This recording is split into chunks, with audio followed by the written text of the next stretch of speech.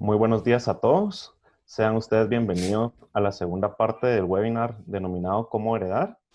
Los invitamos a que nos puedan seguir en nuestras redes sociales como Grupo CFE dentro de Facebook e Instagram y que nos acompañen el próximo 3 de julio al siguiente webinar que se estará organizando denominado Tecnología y Legislación. En este webinar estaremos compartiéndoles información valiosa respecto a las comunicaciones electrónicas.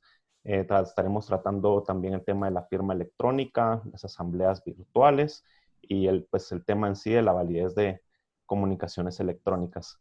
Esperemos que nos puedan acompañar y pues los dejamos con nuestra conferencista, Cristina Argueta. Esperemos que el webinar sea de su agrado. Hola, buenos días, bienvenidos otra vez. Vamos a iniciar con la segunda parte del webinar Cómo heredar. En esta sesión vamos a abarcar lo que es el fideicomiso testamentario y las fundaciones de interés privado. Vamos a empezar entonces con el fideicomiso testamentario. El fideicomiso testamentario es un contrato a través del cual una persona que se denomina fideicomitente transfiere la propiedad de su patrimonio a otra que se denomina fiduciario, para que en el momento de su muerte este patrimonio sea entregado a los beneficiarios de conformidad con lo que éste ha dispuesto en las regulaciones del fideicomiso. El fideicomiso, dentro de sus características, está que el patrimonio es administrado por una institución financiera. En Guatemala, solamente los bancos y las financieras pueden actuar como fiduciarios en un fideicomiso. No obstante, el patrimonio se transfiere en propiedad, el fideicomitente puede seguir usando y gastando sus bienes. Obviamente, pues ya se tienen como ciertos requisitos que se le tiene que estar dando aviso al fideicomiso para que apruebe ciertas cosas, pero el fideicomitente puede seguir utilizando sus bienes, ¿verdad? Los bienes que se aportan a un fideicomiso son inembargables una vez forman parte del patrimonio del fideicomiso, ¿verdad? Y al momento de que el fideicomitente fallece, el traspaso de los bienes a los beneficiarios o fideicomisarios no está afecto a ningún proceso sucesorio. Simplemente se ejecuta, digamos, la voluntad de que en algún momento colocó el fideicomitente en el fideicomiso y se entregan los bienes. El plazo máximo de la constitución de un fideicomiso es por 25 años. Sin embargo, si existen beneficiarios que son incapaces o menores, pues se mantiene el fideicomiso hasta que se cumpla la mayoría de edad, y aunque se pase de este año, ¿verdad? De estos años. Dentro de las regulaciones del fideicomiso, el fideicomitente, que es la persona que aporta el patrimonio, puede también dejarse a sí mismo como beneficiario. ¿Esto por qué? Porque en algún momento, si yo como propietario quiero revocar ese fideicomiso, tengo que ser pues el beneficiario para que a mí me regresen los bienes, ¿verdad? Al igual que en un testamento, yo en el fideicomiso puedo establecer ciertas condiciones que le impongo a mis hijos. Por ejemplo, para que tú puedas gozar de este patrimonio, necesitas haberte graduado de la universidad o tener una maestría o lo que sea, ¿verdad? Yo puedo establecer las condiciones y hasta que estas condiciones se cumplan, pues se le traspasa el patrimonio al beneficiario, ¿verdad? Se pueden establecer tratamientos especiales para los menores e incapaces. Por ejemplo, decir, bueno, a este beneficiario mientras sea menor se le van a cubrir estos y estos gastos, sus estudios, su comida y además se le va a destinar, por ejemplo, cierto monto para alguna otra cuenta bancaria que va a servir para su universidad, por ejemplo, ¿verdad? Y ese dinero se le deja la condición que no lo puede tocar, ¿verdad? Porque es exclusivamente para eso, ¿verdad? El fideicomiso, a pesar de que es un contrato, ¿verdad? Está regulado como un contrato, pues tiene que llevar contabilidad y tiene que tener su propio NIF, ¿verdad? Y algo que es muy importante es que el fiduciario el banco, digamos, o la financiera, actúa siempre de conformidad con las normas que están establecidas en el fideicomiso por el fideicomitente, ¿verdad? Es importante también que los que no pueden ser beneficiarios, todos aquellos que no pueden heredar según el Código Civil, ¿verdad? Que fue lo que vimos la semana pasada. Vamos a recordar quiénes no pueden heredar. Los ministros de culto, a menos que sean parientes del testador, digamos, en este caso del fideicomitente. ¿Qué quiere decir esto? En mi fideicomiso yo no puedo decir que le voy a dejar el patrimonio a tal o cual iglesia, a menos que el dueño, ¿verdad?, de la iglesia pues sea pariente mío. De lo contrario, esa disposición no es válida, ¿verdad? Médicos y cirujanos que hayan atendido al fideicomitente en sus últimos momentos, a menos que sean también parientes, ¿verdad? Los notarios, el notario del banco, cualquier institución extranjera. El fideicomiso tiene también pues algunas desventajas, ¿verdad? Entre las principales es que los bienes que integran el patrimonio y los nombres de los beneficiarios están en una escritura pública. Esto pues aumenta el perfil, ¿verdad?, de los beneficiarios, porque esto sí es público, no es como el testamento que es público hasta que se muera el testador, sino que esta escritura pues es pública desde, cualquiera puede consultarla, ¿verdad? Entonces se eleva el perfil de los beneficiarios. No obstante, el patrimonio que yo aporté al fideicomiso es inembargable. Todos los frutos que este patrimonio produzca sí es embargable, ¿verdad? Y que como el fiduciario es el banco, pues los empleados del banco, el notario, varios empleados, digamos, del banco podrían llegar a conocer cuál es mi patrimonio y cómo dispuse yo de él, ¿verdad? También, si el banco llegara a entrar en insolvencia, existe un periodo de limbo porque no sabemos en dónde va mi fideicomiso, qué va a pasar con él, ¿verdad? Entonces, este es un riesgo que también, pues, debe de evaluarse, ¿verdad?, al momento de crear un fideicomiso testamentario. En cuanto a los efectos fiscales de los fideicomisos, la constitución del fideicomiso y la devolución al fideicomitente está completamente exenta de IVA. La aportación del patrimonio también está exento de ISR, ¿verdad? Tenemos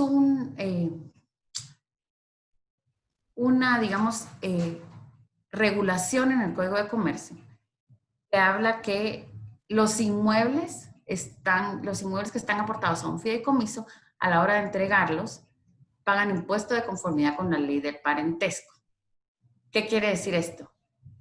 De conformidad con lo que vimos la semana pasada, dependiendo quién es mi beneficiario, el impuesto puede ser desde un 6 hasta un 25%, ¿verdad? Que esto se vuelve ya muy, muy oneroso, ¿verdad?, al momento de que se entreguen los bienes a los beneficiarios. Como la regulación en el código y en la legislación en sí en Guatemala es bastante escueta en cuanto a el tratamiento de los fideicomisos, ¿verdad? No se tiene definido si se genera o no un impuesto cuando yo recibo acciones que eran el patrimonio de un fideicomiso testamentario, lo cual también pues es cuestión de interpretación y de qué me va a decir o no SAT, ¿verdad? Porque cualquier traspaso de acciones está exento, digamos, de impuesto, pero en este caso no está regulado expresamente, ¿verdad?, cómo se debería de tratar. Vamos a pasar ahora a hablar de las fundaciones de interés privado. En un poco el origen y las generalidades de las fundaciones, pues esta es una figura que protege los patrimonios. Inicialmente fueron denominadas fundaciones familiares, empezaron como tales en Liechtenstein y Alemania, y actualmente están autorizadas para operar en Holanda, en Panamá, en Australia y en Bahamas. Entonces, esta figura de la fundación permite también la migración entre jurisdicciones. Quiere decir que si yo la tenía en Australia, puedo migrar esta fundación como tal para Panamá, por ejemplo, ¿verdad? Eso es lo que permite también esta figura. Debemos aclarar que el objetivo de las fundaciones de interés privado no son ni la caridad, ni las actividades benéficas, ni nada, sino es la protección de los patrimonios, ¿verdad?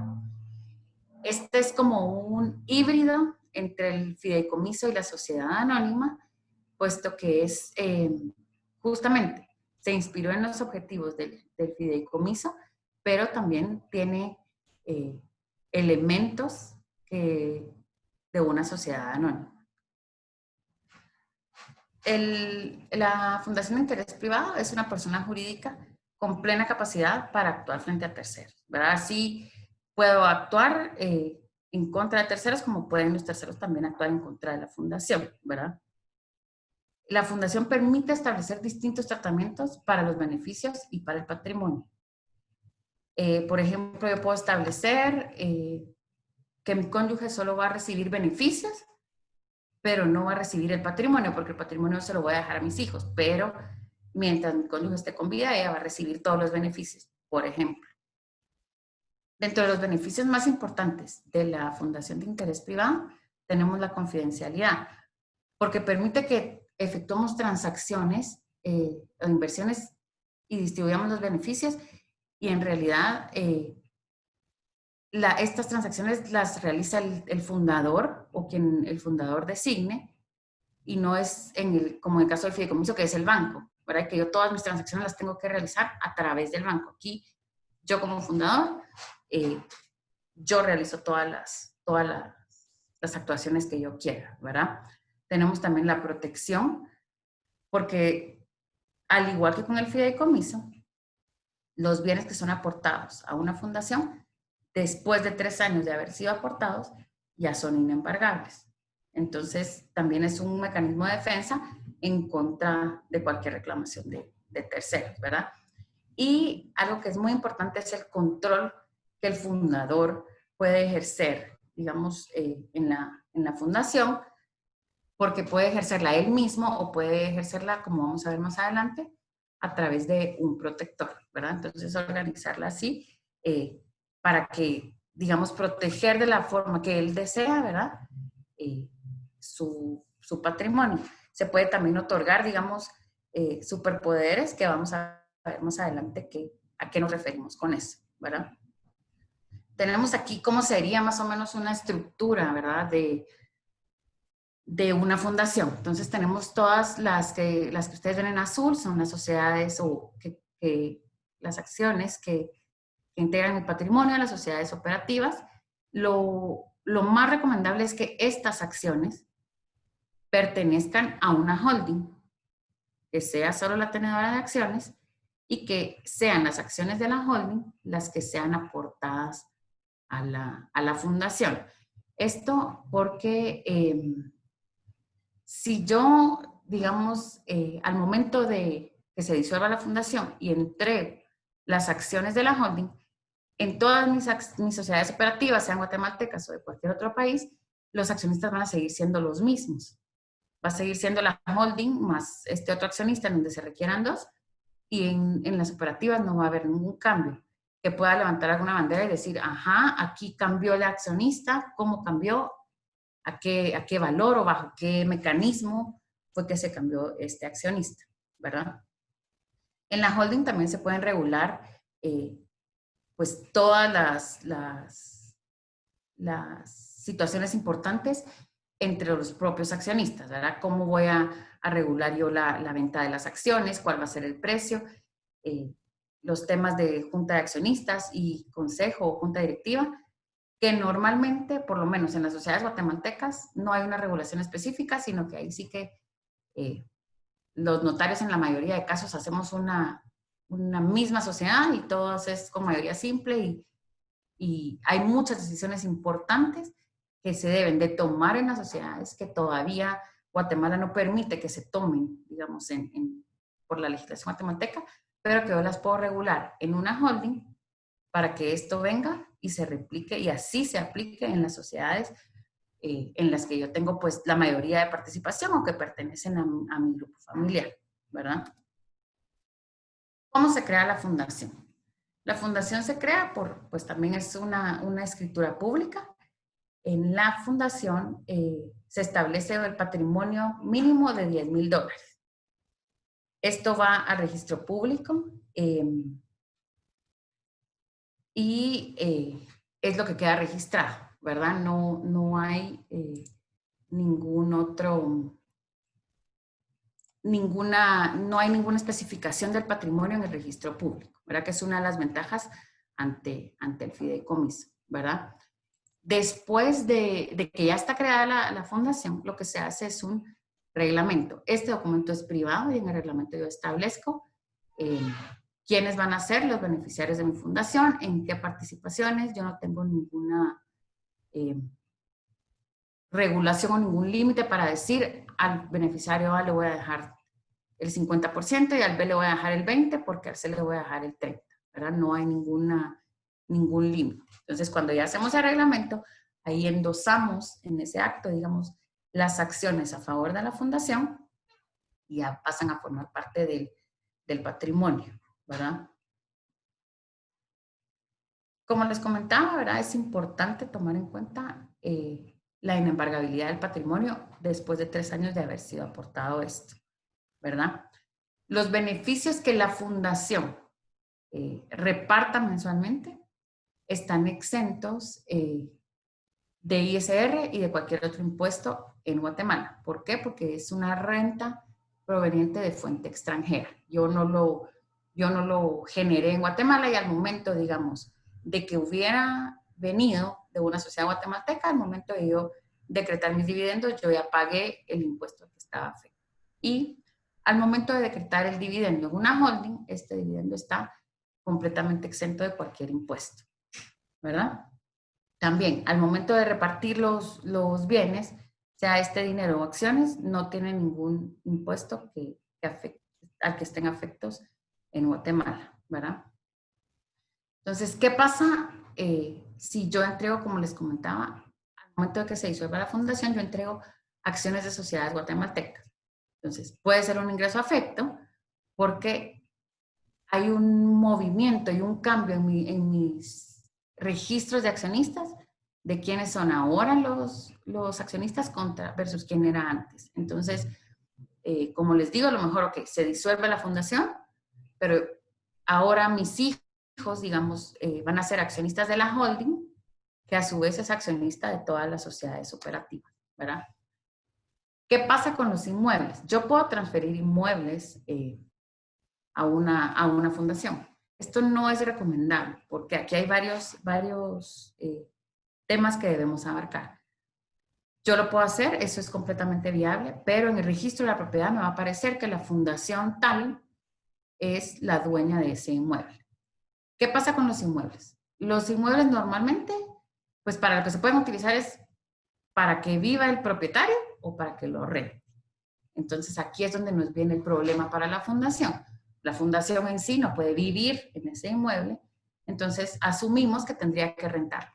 Al momento de rentarlo, debería de generar una factura, genera un ingreso. Entonces todos estos movimientos nos pueden tipificar, o sea, sí existe un riesgo muy alto que la fundación sea tipificada como un establecimiento permanente en Guatemala, lo que significa que tiene que tributar como cualquier guatemalteco, ¿verdad? Estaría afecto a todos los pagos, entonces, de los impuestos. Entonces, no es recomendable que se transfieran los inmuebles directo a una fundación, sino lo más recomendable es que los dueños de los inmuebles sean sociedades, o sea una sociedad que sea toda los inmuebles, o sean varias, ¿verdad? Y como prefieran, y que sean las acciones las que yo voy a aportar a la fundación, ¿verdad?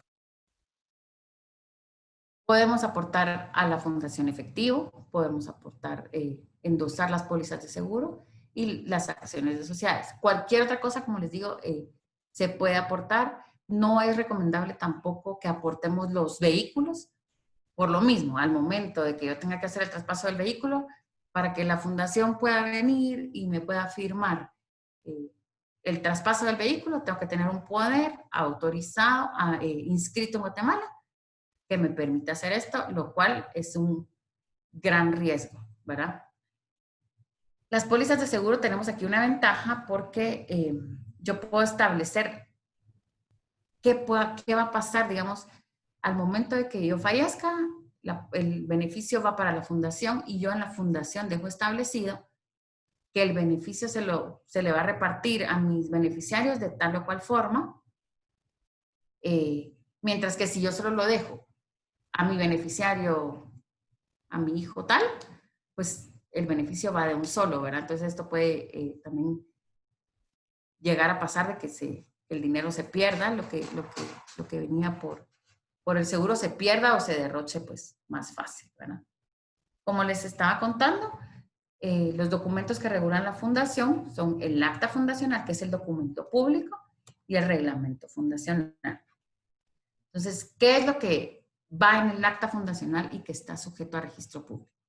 El nombre de la fundación, el nombre del fundador. Hay existe la posibilidad de que el fundador sea un tercero. Hay muchas personas que lo hacen de esta forma.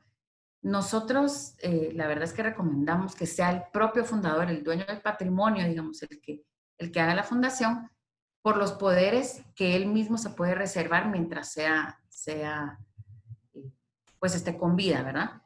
Pero, como les digo, esto es decisión de cada cliente, cómo quiere manejar, pues si quiere ser más confidencial en el momento de la creación de su fundación o no, ¿verdad?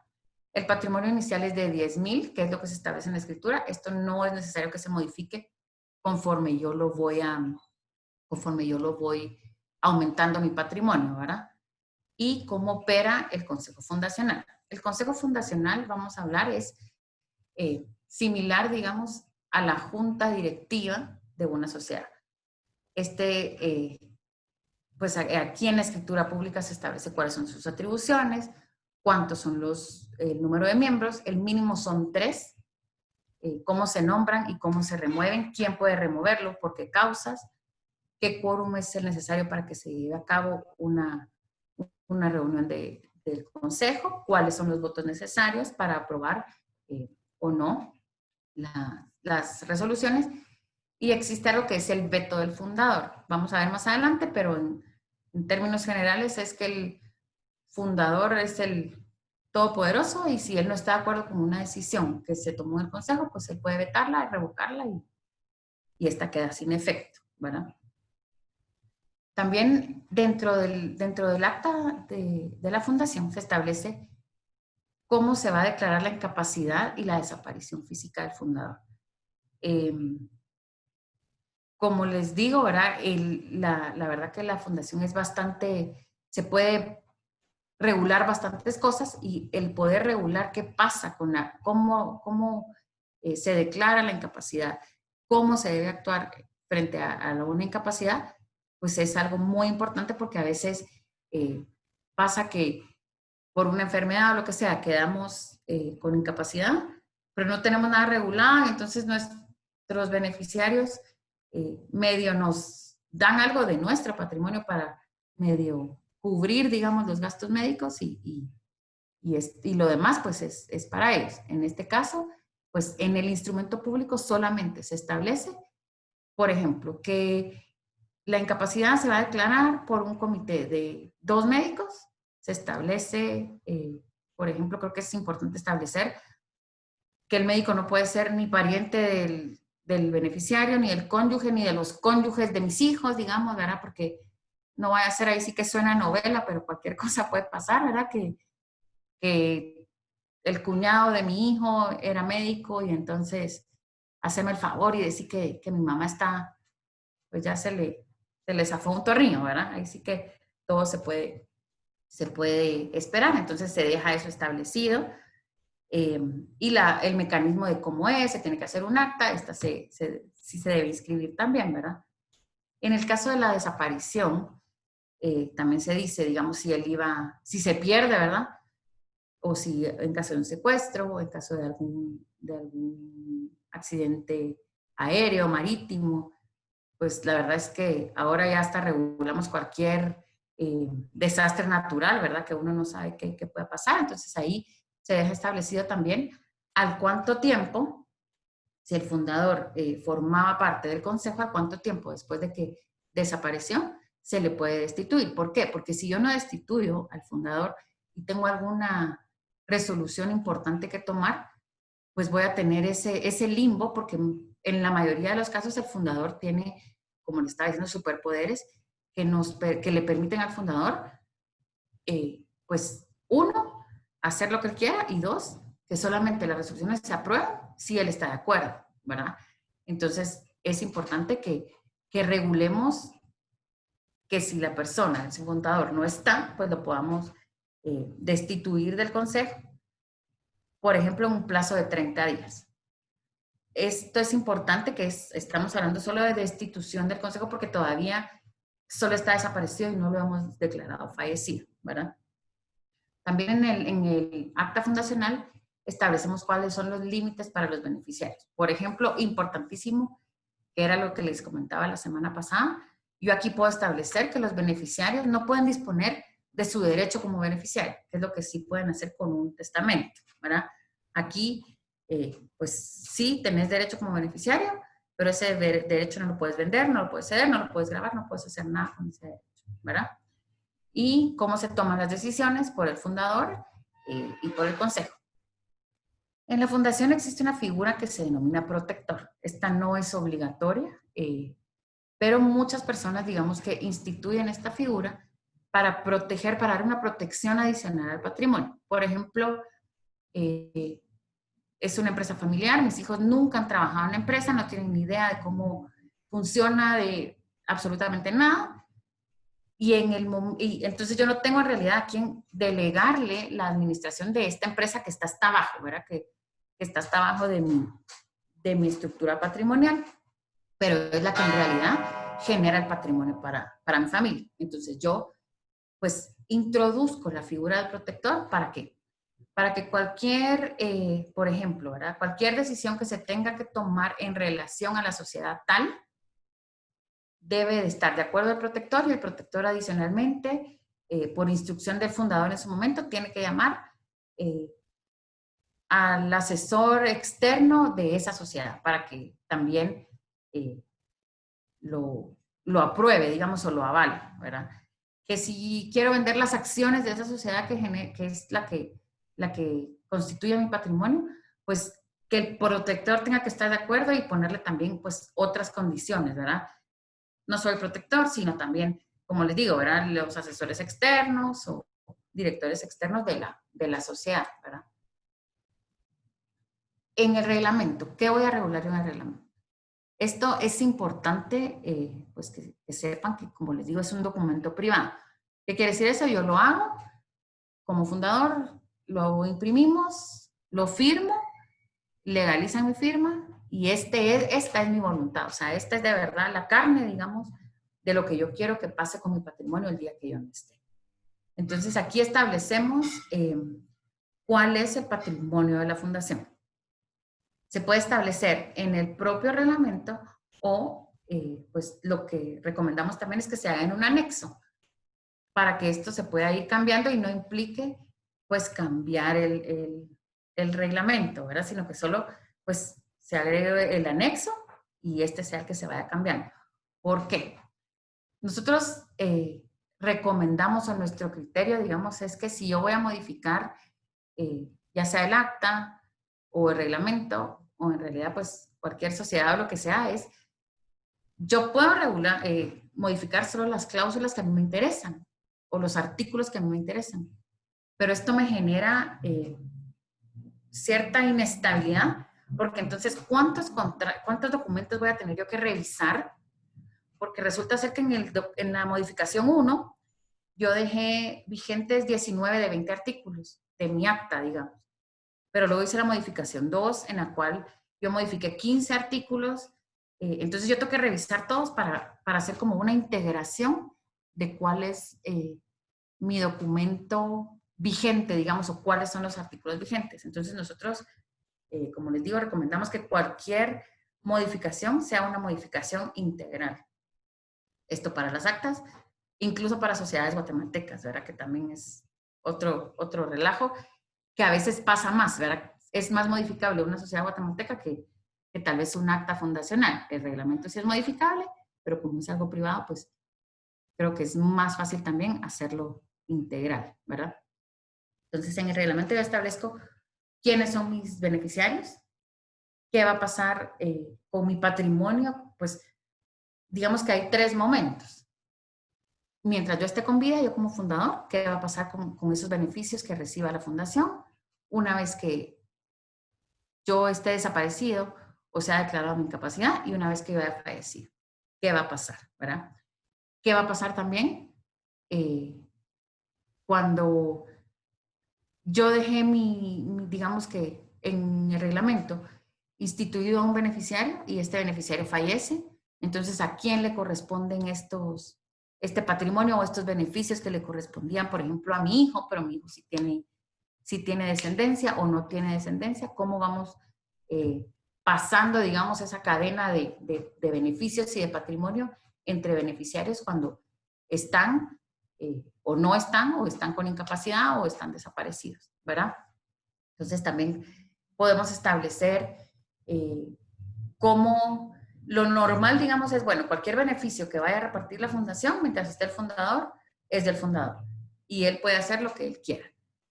Es importante que para que yo como fundador y dueño del patrimonio pueda disponer de él, tengo que ser beneficiario. O sea, el hecho de que yo sea fundador no significa que yo soy beneficiario de la fundación. Por eso es que les digo que existe esta posibilidad que un tercero sea el fundador, ¿verdad? Y este fundador pues no va a ser el beneficiario, ¿verdad? Y pues muy importante, ¿verdad? ¿Cómo vamos a entregar el patrimonio? ¿De qué forma? Si hay ciertas condiciones o no, vamos a entregar el patrimonio cuando ya no esté el fundador, ¿verdad? ¿Quiénes son las partes o los integrantes de una fundación? El fundador o fundadores. Es importante que sepan que no es necesario que sea solo un fundador, sino que puede ser un cónyuge y yo, ¿verdad? Y ambos podemos ser los fundadores, ¿verdad? El consejo fundacional, este es integrado solo por personas individuales. No pueden personas jurídicas integrar el consejo. Digamos que aquí nos ha generado a veces algún inconveniente con algunos clientes, porque lo normal es que el consejo lo integren el fundador, pues el fundador quiere su cónyuge y sus hijos. Pero entonces resulta ser que yo solo tengo 2 hijos y yo necesito 3. Necesito 3 personas a como de lugar. Entonces, cuando yo ya no esté como fundador, yo puedo dejar establecido, ok, mis 2 hijos, pues A y B van a integrar el consejo y entre ellos 2 van a designar a un tercero. En realidad este tercero es de puro adorno, porque como yo ya sé que solo tengo 2 hijos y que en realidad las decisiones las toman ellos, al momento de regular las decisiones de la fundación, yo establezco que mientras el consejo esté integrado por mis hijos o por las personas A y B, las decisiones se van a tomar, por ejemplo, por unanimidad entre A y B. Entonces el otro es realmente solo decorativo y para cumplir con el requisito de que deben ser 3 personas. Entonces, ¿quién más integra la fundación? Como ya vimos, los beneficiarios y optativamente el protector, depende si se quiere o no se quiere, ¿verdad? Entonces vamos a hablar más a detalle de cada una de estas personas o participantes en la fundación. El fundador, ¿verdad? ¿Cuáles son los derechos del fundador? Yo como fundador puedo agregar o quitar beneficiario. ¿Qué quiere decir esto? La legislación guatemalteca solo me permite quitar como testador, como heredero, se atentó contra mi vida, digamos. Pero yo aquí puedo establecer que si yo determino que mi beneficiario pues causó algún tipo de daño contra el patrimonio de la fundación o de cualquiera de sus subsidiarias, yo lo puedo remover. ¿Qué significa esto? Resulta ser que yo tenía a mi beneficiario como ejecutivo de la empresa y me di cuenta que estaba haciendo una malversación de fondos o que hizo algún fraude en contra de la empresa. Entonces yo solamente no puedo, pues obviamente, actuar en contra de él de la forma que me permita la legislación de la jurisdicción a la cual pertenece mi empresa, digamos, la operativa, sino que también puedo decir, bueno, beneficiario, lo lamento, pero ya no vas a ser beneficiario de la fundación, ¿verdad? Lo quito sin ni siquiera avisarle, o decir, bueno, cualquier beneficiario que cometa robo, fraude o demás contra la fundación, su patrimonio, o cualquiera de las sociedades subsidiarias, ¿verdad? Yo le voy a descontar el monto, digamos, del fraude y el resto sí se le va a dar o no, ¿verdad? Yo como fundador puedo disponer, pues soy el que dispongo quién va a ser el protector. Aquí tenemos, digamos que el inconveniente de qué pasa si el protector fallece antes. Yo puedo entonces establecer el protector principal y un sustituto, o dejar también regulado, bueno, si no está en el principal ni el sustituto, lo va a escoger el consejo de administración, que si es cierto, pues lo más común es que sean mis hijos, pero va a tener que contar con ciertos parámetros, cumplir con ciertas cualidades y además tener el visto bueno de un tercero, digamos, ¿verdad? Yo puedo dejar todo eso establecido. Dejo establecido también, por ejemplo, la protección para los incapacitados, empezando por mí como fundador. Entonces yo dejo establecido que de los beneficios que reciba la fundación, el 100% va a estar, pues se van a pagar los gastos de la fundación y el resto va a estar dedicado, digamos, a mi cuidado como fundador. Y si hubiera un sobrante, pues ya lo deposito, no lo reparto, porque esto pues puede significar que me quede, como les decía, sin patrimonio, ¿verdad? Establezco también cómo se van a distribuir los beneficios, ¿verdad? Y qué pasa o qué tiene que pasar para que se pueda disolver la fundación. Tengo que fallecer, o mis hijos, pues yo, aunque yo ya esté fallecido, mis hijos tienen que alcanzar cierta edad. Yo puedo establecer todas las condiciones. Puedo establecer, por ejemplo, que si estoy con incapacidad no se puede disolver la fundación, porque una vez disuelta la fundación y entregada al patrimonio, pues yo ya no lo voy a poder recuperar si resulta ser que mi incapacidad era temporal o, como les digo, pura novela, pues provocada por alguien, ¿verdad?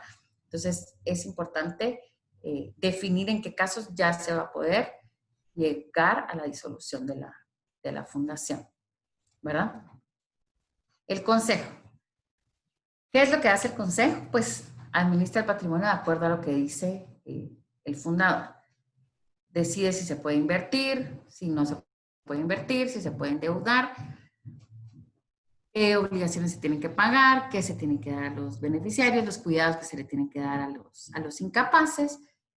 Es importante, pues, también saber que la inversión en acciones que realiza la fundación, pues, lo mejor es que exista, pues, un nivel en medio, ¿verdad? Que no sea directo, como les decía, a una sociedad operativa, ¿verdad? Sino que sea una sociedad intermedia la que realice la inversión.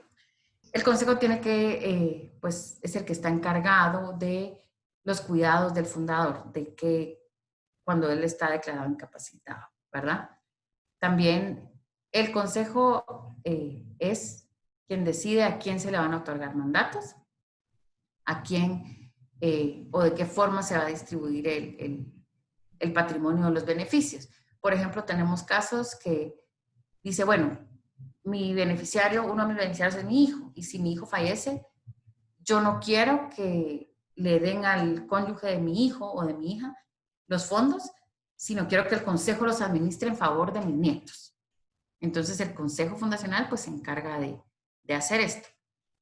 Es necesario, digamos, para seguir también como el orden de toda la toma de decisiones, que el consejo resuelva qué es lo que yo voy a aprobar en la holding, y para que después en la holding se resuelva qué es lo que yo voy a aprobar en las sociedades operativas.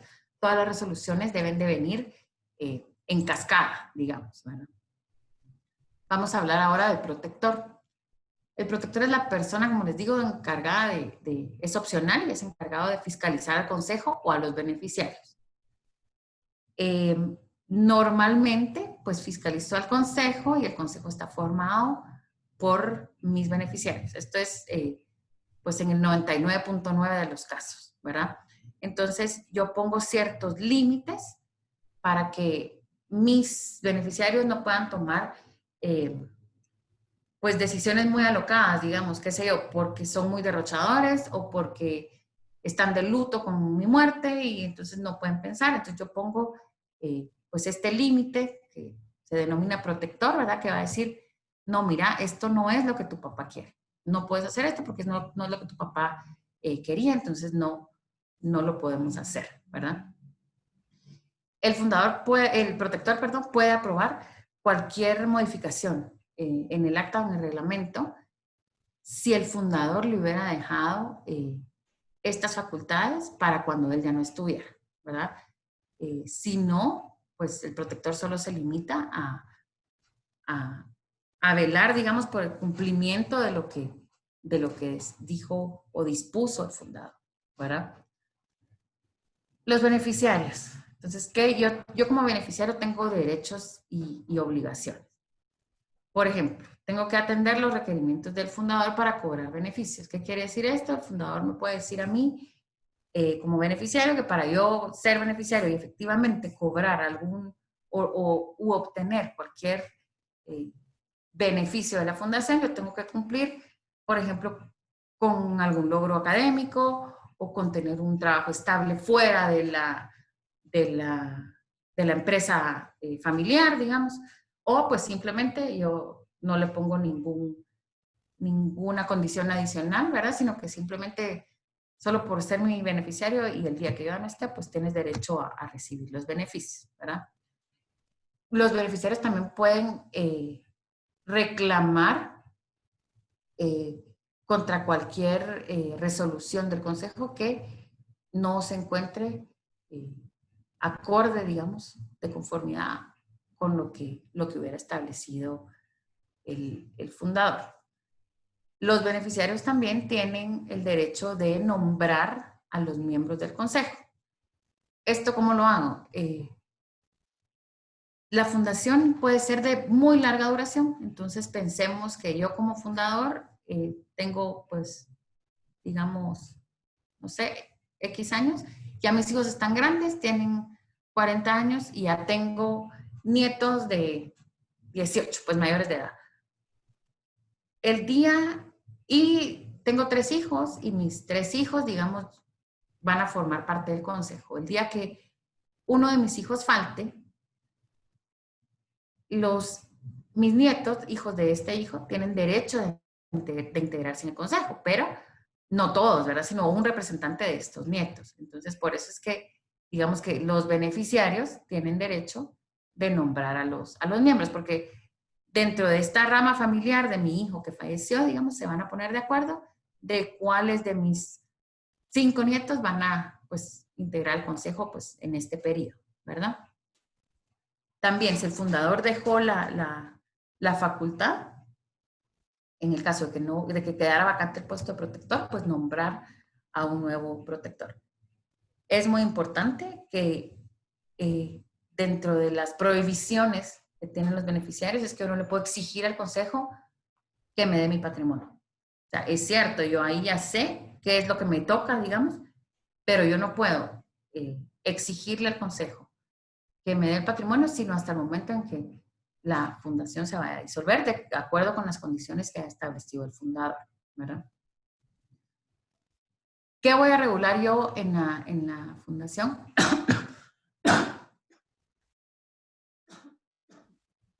Perdón.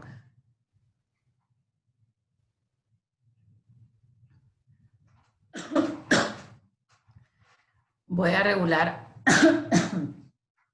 perdón, cómo se va a administrar el patrimonio, cómo lo voy a distribuir cuando yo ya no esté, qué va a pasar, por ejemplo, con mi cónyuge, si yo fallecí, pero mi cónyuge vuelve a casarse, siguen los beneficios o ya no. Que puedo, como les digo, ¿verdad? En el caso de los seguros de vida, yo como fundación recibo el 100% del monto, pero yo lo voy dosificando, yo voy diciendo, bueno, cada mes o cada año se le va a ir entregando tanto a estos beneficiarios, ¿verdad? Y se puede también establecer pues dejarle bienes específicos a los hijos o a terceros, ¿verdad? Por ejemplo, yo tengo en una sociedad un inmueble que en realidad se lo quiero dejar a un colaborador, un ejecutivo de mi empresa que fue súper fiel, súper leal con la empresa, entonces yo le quiero dejar esto, yo lo puedo hacer, forma parte del patrimonio, él no es beneficiario, sino que simplemente es no es un beneficiario del total, ¿verdad? Sino que es un beneficiario especial de ese bien en particular, ¿verdad? Yo también dejo establecido, por ejemplo, cómo voy a administrar y cómo voy a distribuir la herencia para las personas con incapacidad o menores de edad.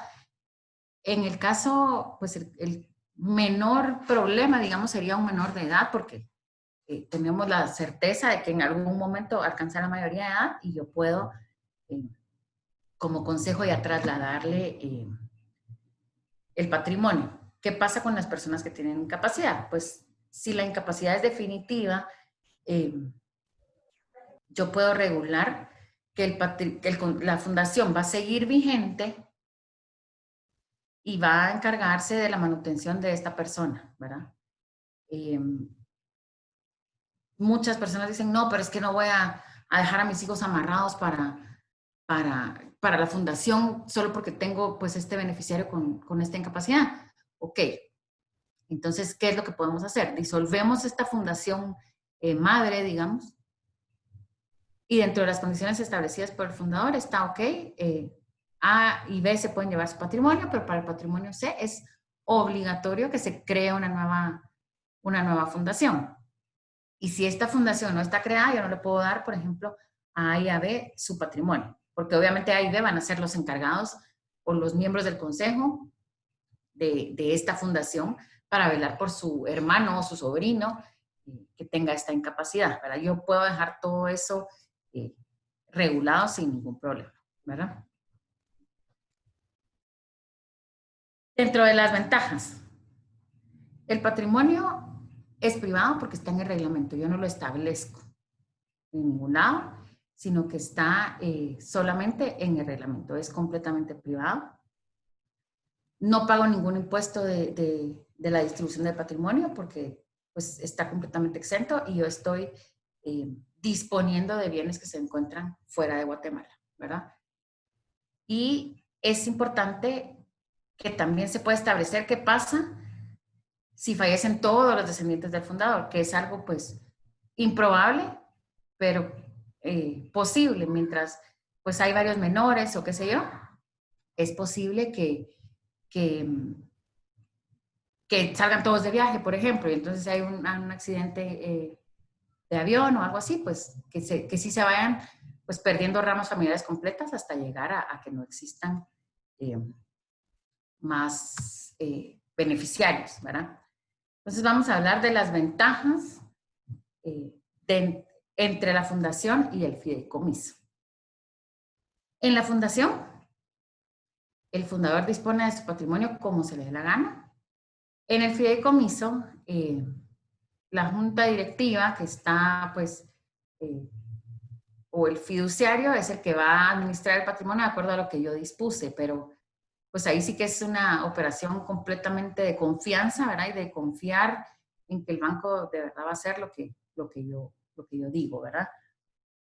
El traspaso de los bienes es controlado en la fundación por el fundador, si es que yo quiero disolverla aún estando con vida, o por los miembros de la familia, ¿verdad? Entonces, pues digamos que la confianza ahí está puesta en mi familia, mientras que en el fideicomiso, como les digo, la confianza es puesta en el banco y el banco debe estar enterado si yo hoy decidí sacar estas acciones de mi patrimonio para dárselas a un hijo mío o a quien sea, pues el banco está enterado porque yo tengo que modificar la escritura de fideicomiso, mientras que en la fundación yo solamente pues hago una resolución de fundador, ¿verdad? Que ni siquiera le tengo que avisar al consejo, sino que yo lo decido si yo me quedé con ese poder, digamos, saco esas acciones, anexo el nuevo patrimonio de la fundación al reglamento y estamos, ¿verdad? No tengo que inscribir nada en ningún registro público. Esto me permite también mantener la reserva de los beneficiarios, mientras que en el fideicomiso, pues como están en la escritura pública, pues todo el mundo sabe quiénes son mis beneficiarios y cuál es el patrimonio, ¿verdad? La fundación, como ya lo vimos, se constituye por un monto simbólico de los $10,000. En el fideicomiso yo tengo que establecer todos los bienes y cuál es su valor, ¿verdad? Yo puedo establecer en la fundación la figura del protector. En el fideicomiso no existe esta figura ni ninguna figura similar, ¿verdad? En cuanto a los costos, la fundación debe de pagar honorarios anuales al agente residente, que es el abogado, para mantenerla, digamos, activa. Dentro de estos honorarios va la tasa de registro público para mantenerlo activo y los honorarios del agente residente. ¿Quién es el agente residente? El agente residente es el abogado o la oficina de abogados en la cual yo registré o mantengo mi fundación. A diferencia de lo que pasa aquí en Guatemala, yo en Panamá tengo que casarme por lo menos por cierto tiempo con un abogado. Yo aquí voy con un notario que me haga mi sociedad, al mes siguiente voy con otro que me haga mi nombramiento y así. No, aquí el agente residente designado está contenido en la escritura de la fundación y esto está registrado en el registro público. Entonces, para yo modificar al abogado, tengo que modificar el acta y nombrar un nuevo agente residente.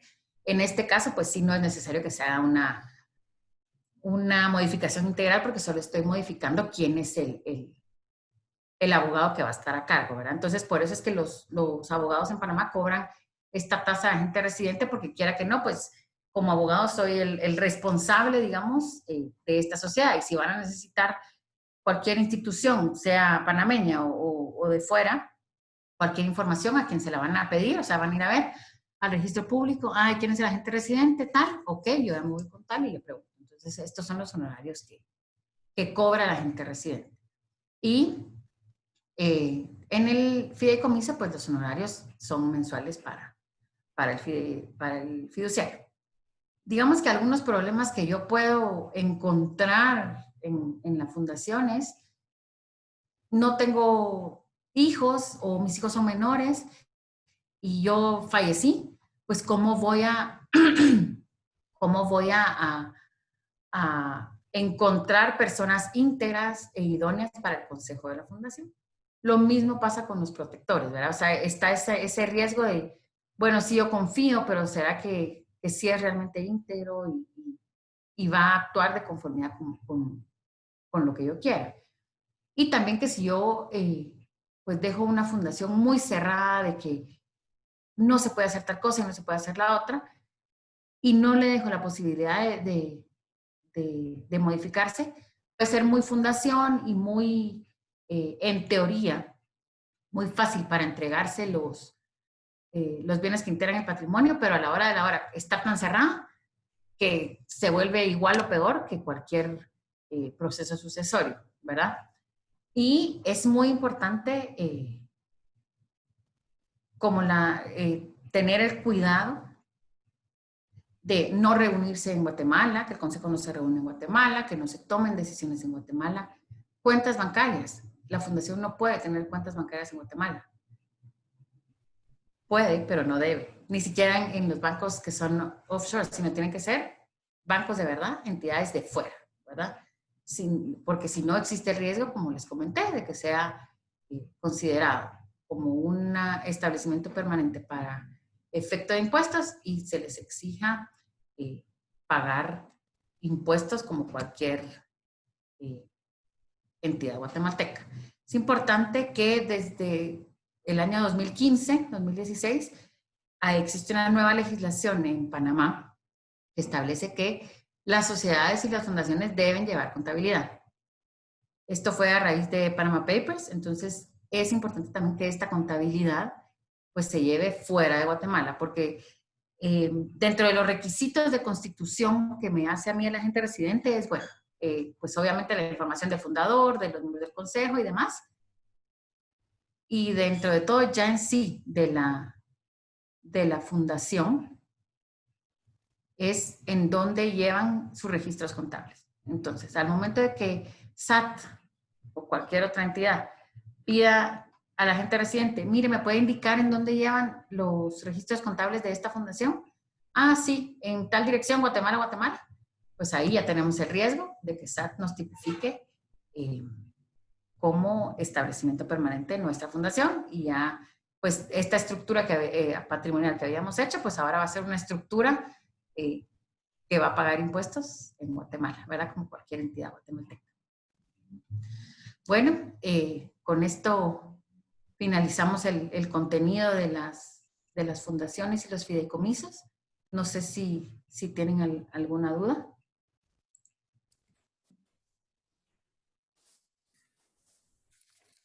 Bueno, sí, tenemos varias preguntas que han hecho. Entonces, le voy a decir la primera y sería si es legal la figura de holding en Guatemala y de ser así, ¿cuál es su fundamento legal? Ok. Fundamento legal principal es la Constitución, que nos establece que pues todo lo que no está prohibido está permitido, ¿verdad? Yo no tengo ninguna prohibición para yo constituir sociedades fuera de Guatemala, ¿verdad? Lo importante, digamos, para que una sociedad extranjera forme parte de mi estructura patrimonial es que esta sociedad sea una sociedad tenedora de acciones, ¿verdad?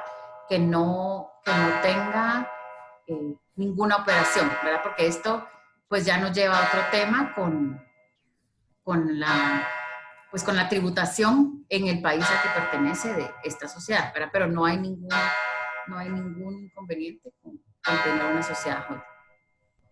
Ok, la siguiente pregunta que nos hacen es, ¿las fundaciones de interés privado son utilizadas en Guatemala? Ok. Utilizadas en Guatemala, que vengan y tengan operaciones en Guatemala, no, o por lo menos no deberían. Que personas guatemaltecas tienen fundaciones de interés privado, sí, muchísimas, o sea, tenemos muchos clientes que tienen sus fundaciones y pues hay muchas personas en Guatemala que dejan, digamos, su disposición patrimonial a través de una fundación. Otra dice, ¿la fundación se crea en el extranjero? Sí. La fundación, precisamente por este tema del establecimiento permanente, la fundación pues se crea en Panamá, ¿verdad? O sea, se va y se constituye y se firma la escritura de constitución en Panamá. Antes, digamos, de que existiera esta figura de establecimiento permanente, sí era posible pues que se firmaran aquí, se legalizaba y ya se enviaba a Panamá y ahí se incorporaba al protocolo del notario. Pero ahora pues ya no es recomendable porque entonces desde el inicio estamos estigmatizando la fundación, ¿verdad? Porque ya le estamos dejando constancia de que desde su inicio pues se hizo acá, ¿verdad? Ok, otra pregunta. ¿Existe un máximo número de fundadores? No existe un número máximo. Habría, digamos, que analizar pues cada caso, no hay máximo, pues mínimo tiene que ser uno, pero máximo no hay. Habría que analizar cada caso si es conveniente, pues si somos hermanos, tener una fundación en común o mejor cada uno tenga pues su fundación, ¿verdad? Para disponer de cada cosa. Incluso, como yo ya tengo arreglado mi sociedad aquí, digamos, mis acciones, yo pues ya se las di a mis hijos, con usufructo o qué sé yo de mis sociedades operativas, el hecho de que yo sea el fundador no quiere decir que mis hijos no puedan aportar a la fundación. Entonces, ya con eso, pues mis hijos aportaron sus acciones, ellos son beneficiarios y yo soy beneficiario también, ¿verdad? O sea, habría que ver cada caso para ver cuál es la solución más viable o qué es lo que lo que se debe hacer. Bueno, pues estamos ahorita ya sobre el tiempo. Les agradecemos mucho su participación. Les dejamos dentro del chat una pequeña encuesta para que puedan calificar y pues darnos su opinión.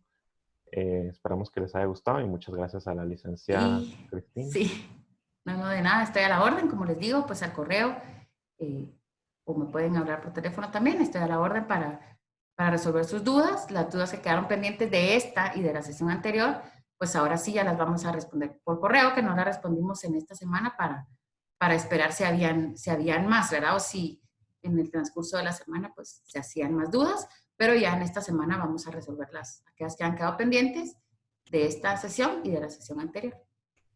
Muchas gracias por acompañarnos.